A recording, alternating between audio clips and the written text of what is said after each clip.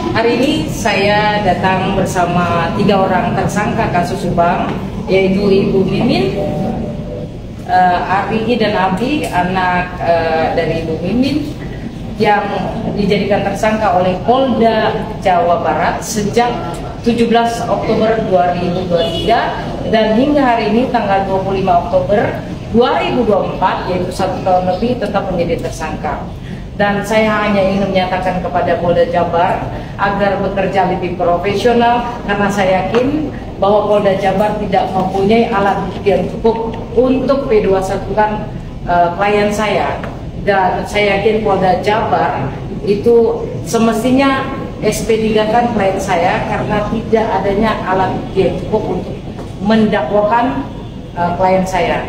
Dan saya hanya cuma bilang bahwa dari tahun 2021 hingga tahun 2023 ketika mereka semua ditersangkakan, yaitu Yosef, Mimin, Ariki, dan Adi, kalian sebenarnya tidak punya apa-apa untuk menjadi alat bukti. Dan ketika saya menilai dari putusan Pengadilan Negeri Subang bahwa alat bukti yang menjadi fakta persidangan itu adalah alat bukti bonus testis, satu kesaksian itu adalah bukan saksi, pasal 185 ayat 2 KUHP itu semua dilanggar oleh jaksa penuntut umum dan juga oleh hakim yang memutuskan perkara.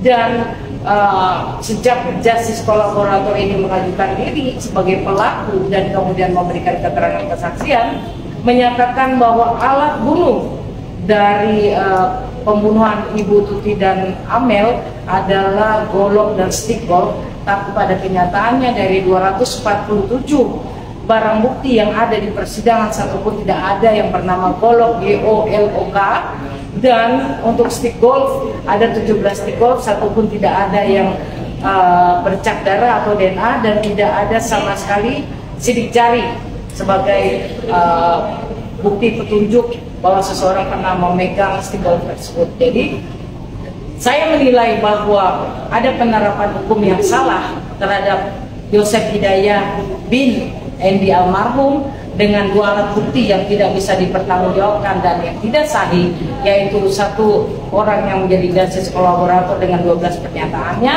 dan 2 orang yang menyatakan mempunyai CCTV dan melihat sosok seperti Bapak Yosef menyeberang jalan dari SMA 1 ke rumahnya yang memang berseberangan. Dan CCTV tersebut tidak pernah dihadirkan di dalam persidangan. Jadi apa yang dilakukan oleh Angger, oleh Ibu Cici itu adalah pernyataan bohong. Dan 4 saksi lainnya, yang satu adalah Bapak Deden.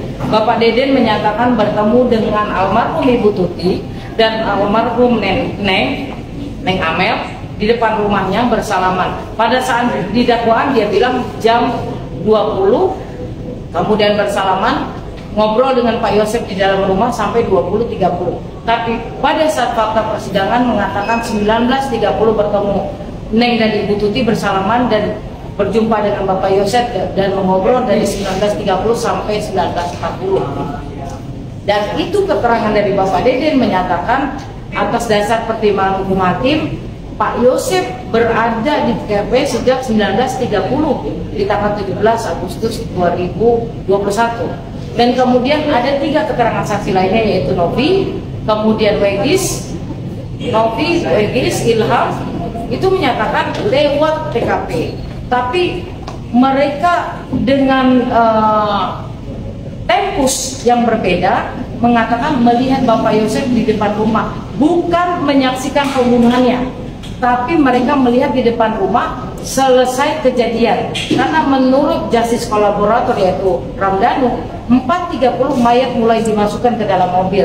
Kesaksian dari Wegis, 5.45 mobil masih menghadap ke dalam, moncong mobilnya. Kemudian jam 6.30 mobil sudah keluar moncongnya. Berarti kesaksian Wegis dan kesaksian justice kolaborator yaitu Ramdhanu saling bertentangan. 4.30 sudah mulai dimasukkan mayat, berarti moncong mobil sudah ke jalan, sementara Wegis menyatakan bahwa moncong mobil 5.45 masih di depan. Dan semua itu oleh hakim dinyatakan sebagai yang memberatkan Bapak Yosef, dan ini sangat aneh bagi saya. Ya, saling bertentangan tapi katanya hakim saling menguatkan, jadi tidak ada unus testis. Dan yang paling memuaskan lagi adalah satu lagi alat bukti, selembar kaos Bapak Yosef dengan 5 titik noda darah, bukan bercak ya, 5 titik noda darah. Contoh, sapu lidi dipotek, kemudian dicocol darah kayak seperti ditempel di 5 titik. Dan ini sangat bertentangan dengan pernyataan Muhammad Ramdhanu sebagai justice kolaborator yang mengatakan setelah membacok Ibu Tuti dengan golok kepalanya, kemudian menghantam dengan stick golf, mereka mengangkat bersama-sama. Menurut Ramdhanu, Ramdhanu mengangkat bersama Bapak Yosef, bersama Arigi, dan bersama Abi. Bisa kita bayangkan betapa rusaknya ini kepala setelah dibacok oleh golok dan kemudian dihantamkan dengan stick golf. Itu pasti hancur. Dan menurut keterangan saksi ahli forensik mengatakan dipukul dengan benda berat tumpul. Ya, jadi berkesesuaian sebenarnya, tapi untuk golok tidak mungkin karena tidak ada yang terbelah, cuma luka di kening pelipis. Kami punya fotonya semua ya. Yang jelas bahwa kesaksian justice kolaborator ini kemudian dengan keterangan saksi ahli itu saling bertentangan. Ya, dan kemudian keterangan daripada Muhammad Ramdhanu yang mengatakan Bapak Yosef mengangkat istrinya dari ruang tengah bersama-sama berempat dengan Abi, Arigi, dan justice kolaborator ini ke depan kamar mandi, kemudian mengangkat anaknya dari kamarnya, begitupun berempat ke depan kamar mandi, dan kemudian mengangkat Ibu Tuti ke dalam mobil. Kemudian Pak Yosef mengangkat sendiri anaknya Neng Amel dari depan kamar mandi menuju pintu depan, kemudian berbelok ke mobil. Dan yang aneh juga adalah bahwa ketika kita dipukul saja sudah berdarah, itu otomatis badan kita yang menggotong berdarah. Apalagi ini sudah dihantam dengan dibacok dengan golok, dihantam dengan stigo, kemudian diangkat, semestinya itu pasti berlumuran darah dari mulai semua baju, bahkan kulit, celana, bahkan sendalnya, mungkin pakaian dalamnya. Tapi hanya 5 titik noda darah, itu kejanggalan yang saya temukan pada saat saya membaca putusan yang sebanyak 497 halaman. Berikut dengan kejanggalan yang ditemukan ini berarti untuk saat ini ketiga tersangka yang dilakukan Ibu plus pidana Pak Yosef ini mengajukan kasasi atau ya. Memang kedatangan saya pada saat kasasi. Pada saat itu saya punya waktu cuma 4 hari.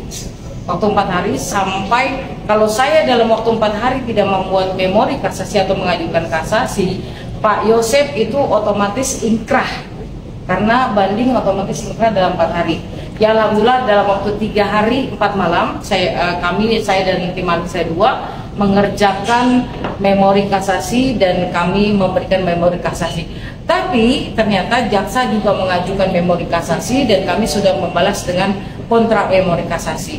Dan di memori kasasi jaksa cuma sangat singkat, padat, dan jelas bahwasannya Pak Yosef pantas dihukum seumur hidup, bukan lagi 20 tahun.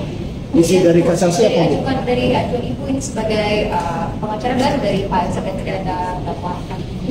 Ini ada bukti baru tidak yang dibawa dalam kasasi itu? Jadi untuk kasasi itu tidak boleh membawa bukti baru. Jadi patokan kita, rujukan kita adalah putusan pengadilan negeri dan putusan pengadilan tinggi judek fakti. Nah judek fakti ini kita melihat dari pertimbangan hukum hakim. Manakah pertimbangan hukum hakim yang memberatkan dari mulai kesaksian dan barang bukti. Dan kenyataannya kami menemukan ada 6 orang yang di luar daripada TKP yang katanya melihat Pak Yosef, dan 1 orang yang ikut melakukan pembunuhan yang mengaku sebagai pelakunya dan mengajukan diri jadi justice kolaborator, dan 1 lembar kaos Pak Yosef yang pada saat kejadian disuruh ganti bajunya, dan orang itu saya sudah catatkan siapa. Dan ada 5 titik noda darah yang menurut ahli forensik adalah noda darah dari almarhum Tuti dan almarhum Amel.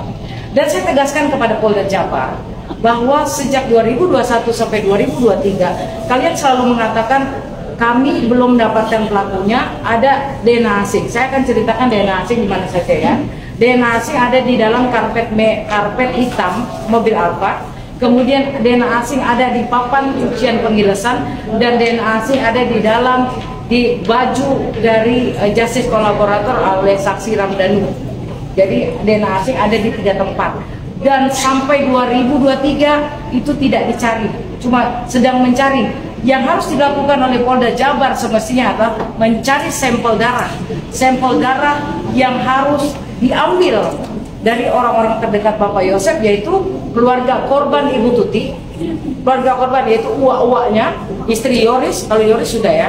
Nah kemudian adalah keluarga Yosef sendiri yaitu adik kandungnya, dan anggota kepolisian dari adiknya Bapak Yosef, Pak Mulyana, itu Pak Arif, yang sudah melakukan OOJ juga kemarin, sudah di kode etik ya, demosi kalau tidak salah, itu melakukan OOJ. Saya minta kepada Polda Jabar untuk memeriksa sampel darah dari semua keluarga kandung dari Ibu Tuti, berikut suami-suaminya, dan kemudian keluarga dari Yosef, adik-adiknya dan anak-anaknya, adiknya Bapak Yosef, dan kemudian semua anggota kepolisian yang terlibat di OOJ, yang saya hitung lebih dari 5 orang. Polisi harus berani melakukan itu. Berarti kejanggalan itu semua dituangkan di kasasi? Semua saya tuangkan di kasasi. Kalau boleh tahu kasasi itu apa yang diminta, ataukah untuk Pak Yosef saja atau untuk tersangka juga? Ketika Yudik Parti, Pengadilan Tinggi Negeri dan Pengadilan Tinggi, yang kita bantah adalah fakta persidangan seperti saksi, alat bukti. Tapi kalau di kasasi tidak. Kasasi kita hanya mengatakan the law-nya, hukumnya. Ketika si Ramdhanu mengatakan saya bersama Pak Yosef, tapi ternyata Ramdhanu mengatakan saya bersama Pak Yosef, tidak ada lagi keterangan melihat Ramdhanu berdua Pak Yosef. Artinya di situ ada unus tesis, pasal yang dikenakan adalah 185 ayat 2 KUHP. Berarti yang dilanggar oleh Ramdhanu seperti itu. Jadi kalau di kasasi kita menerangkan hukumnya, bahwa hukumnya tidak seperti itu. Dan alat buktinya itu harus sesuai dengan putusan MK nomor 21 tahun 2014, harus relevan dengan pasal yang disangkakan. Pasal yang disangkakan 340. Kata Ramdhanu, alat bunuhnya golok dan stick golf, tapi tidak ada di barang bukti ya. Jadi, apakah selembar kaos bisa membunuh orang? Saudara-saudara, nggak bisa dong. Jadi alat bunuh tidak menjadi alat bukti, yang dijadikan alat bukti adalah minim sekali, alias tidak ada yang bisa dibuktikan secara sahih 184-nya tidak terpenuhi pada saat putusan PN. Jadi putusan yang dipaksakan dengan alat bukti. Berarti kasasi ini untuk berupaya menghapuskan status tersangka. Tujuan kasasi membatalkan putusan pengadilan negeri dan membatalkan putusan pengadilan tinggi. Apakah alasan tersebut sudah cukup untuk merubah putusan dari MK sendiri? Saya yakin 1.000.000% saya yakin dengan 53 halaman yang saya buat, dengan alasan pertimbangan hukum hakim sudah saya bantah secara the law-nya, secara hukumnya, bahwa penerapan hukum yang dilakukan oleh jaksa penuntut umum dan hakim sudah salah. Dengan alat bukti yang minim bahkan tidak ada, mentersangkakan mendakwa Bapak Yosef menjadi putusannya 20 tahun.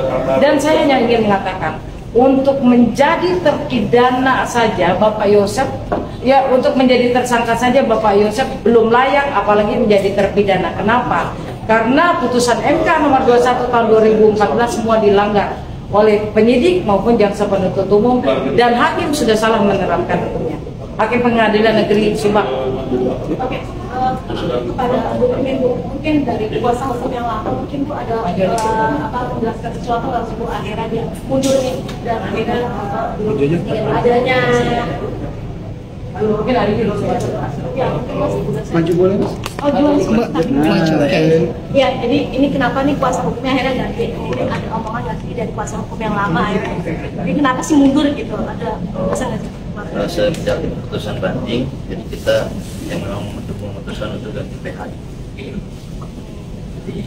mungkin saya butuh orang baru ini lebih bisa. Jadi dari keluarga memang menginginkan. Naik lagi Pak dulu? Naik. Berarti kapan Mas putusan mau mengajukan kasasi itu diambil kapan? Kalau kasasi sudah tinggal menunggu putusan dari aja. Berarti Pak Yosef pun setuju juga dengan Ya, sudah pasti. ada pesan nggak dari Pak Yosef waktu ketika mau mengajukan kasasi itu kuasa hukum? Ya pokoknya pengadilan ini sesat. Memang sudah jelas saya sendiri waktu malam kejadian saya bersama dua teman saya, bahkan teman saya yang saat itu nemenin saya itu sampai pagi tidak tidur. Jadi bagaimana bisa saya dilibatkan dengan kejadian yang memang saya tidak ada di sana gitu. Berarti sampai sekarang status Mas tetap masih tersangka? Ya, tersangka. belum tahu kapan harus disidang ada. Ya, tahu. Karena kalau Polda punya 2 alat bukti mungkin saya sudah di dalam ya sama ibu dan adik saya. Makanya saya kenapa sekarang bertiga berada di luar, yang penting mereka tidak punya alat bukti yang cukup. Ya, Kak, mau nanya deh, tadi ada aku sempat menangkap kan tadi ada 3 kayak 5 titik 5 titik noda darah yang sudah yang sudah ada di baju dari siapa?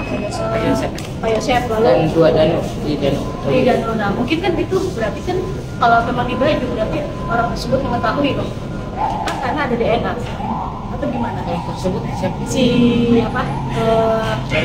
Ramdanunya ini kan ada di baju kok, ya kan?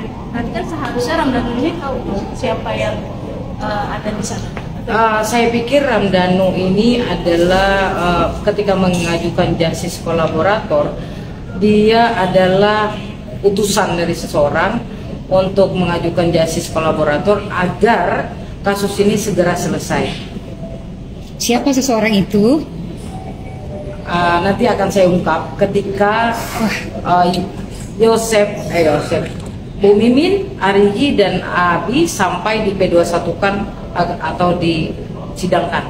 Mungkinkah ini orang terdekat mungkin dari keluarga? Orang sangat dekat sekali. Berarti keluarga- Tanya motif dong. Motif atau mungkin Oke. karena warisan atau apa? Teman-teman pemerhati Subang itu salah satu di belakang Mbak Via ya. Mereka semua menyangka motifnya adalah yayasan, motifnya uang, dan motifnya pelakor, serta satu lagi warisan. Tapi saya menentang arus. Motifnya bukan itu. Motifnya adalah persoalan harga diri, nama baik dan kehormatan seseorang. Sehingga membunuh, bukan membunuh lagi ya, membantai Ibu Tuti. Kalau Neng Amel itu di waktu yang salah dan di tempat yang salah ikut terbunuh. Apa mungkin karena sakit hati kan jadi akhirnya untuk menyatakan untuk membunuh Amel dan akhirnya ingin sengaja menjatuhkan dari Pak Yosef ini ya? Silakan Mbak jawab sendiri aja. Karena saya sudah bilang adalah kehormatan, harga diri, dan nama baik dari seseorang yang tidak mau sebagai pelaku dia terungkap. Dan ini bisa saya buktikan dengan adanya youtuber yang selalu menyerang saya hampir setiap hari, framing saya, body shaming saya, dan saya heran dan bingung kepada para youtuber Subang. Saya harusnya kalian lawannya adalah Polda Jabar dan juga jaksa penuntut umum. Kenapa saya dijadikan lawan kalian? Karena tujuan saya adalah memberikan kepastian hukum, mencari keadilan, memberikan kemanfaatan hukum. Tapi kalian menyerang saya berarti ada sesuatu kepentingan. Walaupun kalian bilang bukan kepentingan kalian, ada kepentingan yang kalian bawa, dan itu ada kepentingan pelaku yang sebenarnya. Dan mohon diingat bahwa pelaku sebenarnya masih berkeliaran di luar sana, dan ini sangat membahayakan. Berarti mungkin sudah ada sehingga memang dibunuh sampai PG1. Saya hanya mau mengatakan bahwa bukti yang menjerat klien saya, yaitu Pak Yosef, dipidana hingga 20 tahun, dan Bu Mimin, Arigi dan Abi itu bukti yang disesatkan, bukti yang mengada-ngada dan sangat minim bukti. Sehingga saya hanya bisa mengatakan pelaku masih berkeliaran di luar sana. Dan saya sekali lagi mengatakan Polda Jabar harus berani ya untuk mengambil sampel darah dari orang-orang terdekat Ibu Tuti, orang-orang terdekat dari Bapak Yosef, dan juga petugas kepolisian dari Bapak sendiri, baik dari Polsek Jalan Cagak, Polres Subang, dan juga Polda Jabar sendiri. Tolong diambil sampel darahnya dan nanti kita akan ketahui siapa pelaku sebenarnya. Silakan rekan tambahnya. Ini rekan saya, Saudara Yanggri, rekan sejawat saya, silakan. Yang lain aja. Ya, jadi karena kita sudah ada pemeriksaan itu, kita berharap bahwa Mahkamah Agung yang representasi dari sebagai koreksi juga untuk memeriksa putusan PN maupun PT yang sudah diajukan, sehingga untuk pembenaran di Mahkamah Agung. Begitu kita harapkan bahwa Mahkamah Agung sebagai representasinya, kita mohon supaya Mahkamah Agung memutus melihat dari putusan yang baik dari tingkat PN maupun PT. Itu diharapkan di putusan. Nah, saya berharap Mahkamah Agung menggunakan kewenangannya mengkoreksi putusan Pengadilan Negeri dan Pengadilan Tinggi yang sudah saya jelaskan di awal, penerapan hukumnya sudah salah. Bagaimana kesaksian seseorang yang tanpa didukung oleh saksi lainnya dan tanpa didukung oleh petunjuk dijadikan pertimbangan hukum hakim yang memberatkan klien saya Yosef Hidayat bin Endi almarhum, dan juga selembar kaos yang notabene itu adalah rekayasa dijadikan alat bukti untuk mendakwa mempidanakan klien saya Bapak Yosef Hidayat bin Endi almarhum. Dan tolong kepada Polda Jabar sekali lagi untuk memeriksa DNA asing agar dapat pembandingnya, cek semua keluarga dekat Ibu Tuti sampai istrinya Yoris, dan cek semua keluarga dekat Bapak Yosef dan juga petugas kepolisian Polsek Cagak, Polres Subang dan Polda Jabar agar diambil sampel darahnya. Ini boleh, Harus berani. boleh ini rencana kapan sidang di MA-nya? Untuk kasasi itu tidak ada sidang. Kami hanya berperang secara dokumen. Jadi hari ini Mahkamah Agung mempunyai 4 dokumen, 2 memori kasasi dan 2 kontra memori kasasi. Tapi ada pengecualian di Mahkamah Agung untuk kasasi. Apabila ternyata hakim Mahkamah Agung menemukan kejanggalan, biasanya meminta para pihak untuk bersidang atau meminta kepada Pengadilan Negeri atau Pengadilan Tinggi untuk menyidangkan ulang. Biasanya seperti Ada target waktu nggak sih? 240 hari biasa. Oke. Mungkin dari pihak keluarga, kondisi saat ini dari Bapak Yosef seperti apa sih, update-nya seperti apa? Bapak Yosef sempat marah ketika Pengadilan Negeri memutuskan beliau bersalah dan Pengadilan Tinggi memutuskan bersalah, karena hingga hari ini pun Bapak Yosef sampai di putusan itu menyatakan saya tidak bersalah, saya tidak melakukannya, dan saya percaya kepada Bapak Yosef dan itu memudahkan kerja saya. Dan saya berharap Pak Yosef tetap tegar, tetap baik. Pak Yosef, saya cuma minta untuk tetap beribadah dan berdoa kepada Allah Subhanahu wa Ta'ala bahwa tidak ada kejahatan yang sempurna. Tidak ada kejahatan yang sempurna dan Allah tidak tidur. Itu yang saya katakan kepada Bapak Yosef.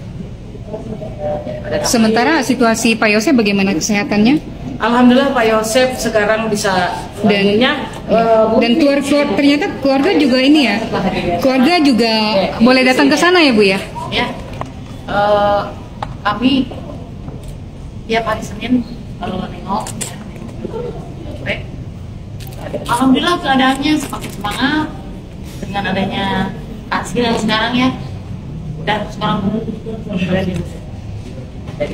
apa yang Ibu rasakan ya? Kan ini tersangka lama banget gitu loh, nggak diapa-apain. Apa yang Ibu rasakan? Terganggu atau mungkin dari lingkungan? Dari lingkungan bagaimana menilai? Ya sangat inilah. Tidak terus tiap hari Senin waktu pelapor. Tapi setelah adanya hasil, alhamdulillah ya Allah, alhamdulillah sekarang sudah tidak wajib laporan. Jadi saya menentang teman-teman. Jadi gini ya. Ada satu kejadian di mana klien saya Aridi dan Abi ada tes psikologi. Di tes pertama saya biarkan, ya saya tidak temani. Tapi tes kedua ternyata ada penekanan, ada sedikit intimidasi. Itu intimidasi dari mana? Dari ahli psikologinya di Polda. Di Polda Jabar. Yang mengatakan kamu pasti kenal dengan korbannya Tuti dan Amel, sementara Ariki tidak pernah bertemu sama sekali. Nah, karena peristiwa itu akhirnya saya meminta Abi untuk tidak ikut sesi kedua. Tidak ikut sesi kedua dan saya menyuruh pulang. Dan 2 minggu kemudian dipanggil lagi Abi untuk menuntaskan. Terus saya bilang yang menyuruh Abi pulang adalah saya, karena saya tidak suka ketika klien saya diintimidasi. Dan teman-teman saya pada bingung dong, kenapa Bu Sylvia berani untuk menentang agar Abi tidak dimintai keterangan. Saya bilang, ya sesuai dengan pasal 66 KUHP, tidak boleh keterangan seorang tersangka atau terlapor dipaksa, tidak bisa. Pasal 66 KUHP. Makanya saya berpatokan kepada itu. Yang saya sesalkan ketika rekonstruksi, sebenarnya Bapak Yosef bisa menolak dengan dasar hukumnya pasal 66 KUHP, tapi terjadi. Sebenarnya bisa menolak. Gitu, teman. Kalau Mas Abi sendiri Boleh nggak nanya? Silakan. Bagaimana ininya? Apa? Saya pengen nanya. Didengerin aja. Apa ada depresi nggak sih diperlakukan seperti itu? Boleh diceritakan sedikit mungkin? Sampai gak keluar rumah, 3 bulan gak keluar rumah, sampai beli rokok pun nyuruh ke teman. Karena Ada- nggak tahu apa-apa. Ada bully dari teman-teman juga dan lingkungannya. Masih di lingkungan, cuman dari sosmed banyak. Iya. Oke. Apa yang diharapkan sekarang? Ya, sebenarnya lah, jangan yang nggak salah jadi salah, yang salah jadi nggak salah. Jadi kebalik sekarang. Ya. Kebenarannya hakiki. Tiga minggu yang lalu saya menemani Abi untuk diminta keterangan yang kedua, dan saya menyatakan yang menyuruh pulang Abi adalah saya. Saya bertanggung jawab sebagai pengacaranya, dan saya mendesak Polda Jabar untuk memindahkan yurisdiksi dari Polda Jabar ke Polsek setempat, ya Sagala Herang dekat rumah ya, untuk mengganti wajib lapornya. Ternyata mereka untuk saya meminta nomor wajib lapor yang pertama aja ternyata tidak diberikan atau tidak ada mungkin. Dan untuk yang kedua saya bilang saya tidak lagi akan mengizinkan 3 klien saya ini wajib lapor.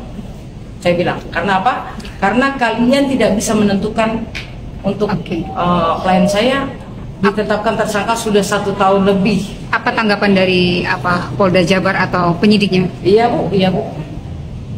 Karena mereka tidak punya dasar hukum lagi untuk meminta mereka wajib lapor. Ya, 66 KUHP kepada rekan sejawat sekalian. Tidak usah takut ya untuk membela klien yang tidak bersalah. Kalau keterangannya diintimidasi, diminta keterangan dengan paksaan, tidak usah dijawab. Tapi kan kalau sekarang disiksa ya, banyak sekali kan beberapa kejadian mereka harus disiksa gitu. Kalau Mas Abi sendiri pernah nggak merasakan itu disiksa? Mungkin tidak. Boleh ceritain dong. Coba, boleh dong. BAP pertama apa keberapa? Bagaimana rasa ini? Apa yang terjadi? Pas penangkapan. Iya. Ya, Agak baik. majuan dikit mas mungkin. Agak maju dikit Mas, boleh? Ada malu. Ya baik. Ya jadi tonjok Ditonjok. Di mananya ditonjok? ini Terus sama kaki kaki diapain? kepala Diketok. Ditendang ke kepala kakinya. tengah. Abi Ingat nggak siapa namanya? Masih ingat nggak namanya siapa? Jenderal? mukanya ingat. Intel maksudnya. Intel. Jadi Yang biasa. Bukan yang penyidik, yang Bukan penyidik. Oke, terus. Ya udah segitu. Kakak juga. Kakak juga diperlakukan gitu. Jangan takut pada saya. Ini hamnya mau dilanggar. Sama saya juga ya ditonjok, ditendang, ditampar. Karena apa dipukul itu? Ya, awalnya orang itu nanya di mana golok, saya kan bingung, tolong apa kata saya. Abi Ini saya pukul langsung. Kata saya kan kalau saya dipukul gitu ya, terus dia nanya, udah sana kamu ngaku aja, aku apa pak, tunjuk lagi. Terus nanya lagi, pokoknya nanyanya itu di mana golok pokoknya itu, yang menegaskan itu. Gigi kamu rusak nggak? Ya ini yang sebelah sini yang atas. Boleh dilihatin nggak Mas? Itu di apa? Di dalam. Itu ditonjok ya? Atau pakai apa? Pakai benda keras? Pas ditendang. Ditendang? Ada sepatu. Dengan sepatu large gitu? Dengan sepatu? Yang- Diinjek? Yang gede itu. Iya, 14. Oke. Ya. Oke. Adalah 10 kali. Hmm. Pak mungkin akan melaporkan oknum-oknum kriminal ini yang mungkin melakukan kekerasan terhadap klien kakak ini. Saya pasti laporkan. Dan Ini- saya ada fotonya orangnya. Ya, saya pasti laporkan. Ada pelatihan pendampingan fisik dan mental yang secara ini pasti traumatik dalam. Ya, sekarang begini, ahli psikologi saja yang semestinya harus kalem, ya, orang yang punya ilmu, itu sudah intimidasi saya, asistennya sejak saya depan pintu bersama Abi waktu itu. Saya masuk ke depan pintu, dijawab sama asistennya, ibu siapa? Saya pengacaranya dari Abi. Ibu nggak usah ikut masuk, nanti ada intervensi. Dan saya ngotot, Mbak harus belajar dulu pasal 54 dan 56 KUHP dong. Klien saya berhak didampingi dan saya berhak mendampingi. Nah, akhirnya dia lapor kepada komandannya dan komandannya juga mengintimidasi saya dengan menanyakan gelar saya. Gelar saya kan sarjana hukum, magister hukum, konsentrasi hukum militer. Kemudian dia bilang saya juga lulusan Australia. Sungguh sombong sekali. Ya, jadi saya berharap untuk kedepannya ada pembenahan di lembaga kepolisian khususnya penyidik ada peraturan pemerintah nomor 42 tahun 2017 bahwa jabatan fungsional penyidik harus disertai dengan sertifikasi kompetensi, yaitu penyidik. Tolong itu dibenahi, Bapak Kapolri, Bapak Presiden benahi. Aku boleh nanya satu lagi ya? Ya. Bagaimana dengan pernyataan Pak Prabowo kemarin ketika dilantik bahwa supremasi hukum di Indonesia itu mesti diperbaiki dari kepolisian, kejaksaan, sampai kehakiman begitu. Ya. Kalau Ibu Stil sendiri apa yang Ibu harapkan, terutama kan Ibu sudah membuat mengawal kasus keluarga Pak Yosef ini gitu. Ya. Jadi sebenarnya hukumnya sudah baik, yang tertulis sudah betul. Tapi penegak hukumnya yang diharapkan bisa memberikan keadilan kepada masyarakat, justru kebanyakan malah menjerumuskan masyarakat. Nah, ya, bahkan ada pelanggaran-pelanggaran HAM yang dilakukan ketika meminta keterangan kepada orang yang tidak bersalah. Mereka melupakan azas praduga tak bersalah, mereka melupakan pasal 66 KUHP. Banyak sekali yang dilanggar. terus ada mereka, ini yakin memiliki kekuatan untuk melawan itu. Kalau misalnya dari kepolisian kan gede gitu, Kak. Anda nggak takut? Saya takut. Ya. Oh ya, saya sudah hibahkan nyawa dan badan saya kepada Allah Subhanahu Wa Taala dan kepada bangsa. Karena banyak kasus-kasus yang berhubungan dengan kepolisian ini tuh orang bisa dijebak dengan macam-macam. Banyak kejadian banyak. Saya menjadi pengacara karena saya melihat sendiri di depan mata saya orang main culik, orang main pukul saja, sehingga saya menjadi pengacara. Itu. Dan saya berharap tidak ada lagi intimidasi dan pemukulan terhadap orang, baik itu bersalah atau tidak. Kalau belum ketuk palu hakim, harus ada azas praduga tak bersalah. Langsung ada saksi yang juga diintimidasi atau bagaimana? Ya, ada teman saya itu. Temannya Arigi. Jadi saksi yang menemani saya waktu malam kejadian di tempat saya bekerja, dia itu diinjak sama ya intimidasi lah intinya. Injaknya Tapi gimana ada nih? injakan Kepalanya. Jadi ininya di sini. Oh. Tapi bukan ke kepala ke sini nih. Tapi dia tuh naik sambil nanya tuh dia gini nanya. Kakinya tuh gini. Di paha. Ya, paha gitu naik ke paha. Ya. Di bawah umur? Di bawah umur itu teman saya waktu itu umurnya 16 tahun. Ya, saya berharap ada pembenahan lah terhadap polisi-polisi brutal ini yang selalu menyiksa masyarakat, ya. Bahwa ketika seseorang ditangkap harus dibuktikan dulu di sidang pengadilan dong, dengan fakta persidangan yang ada.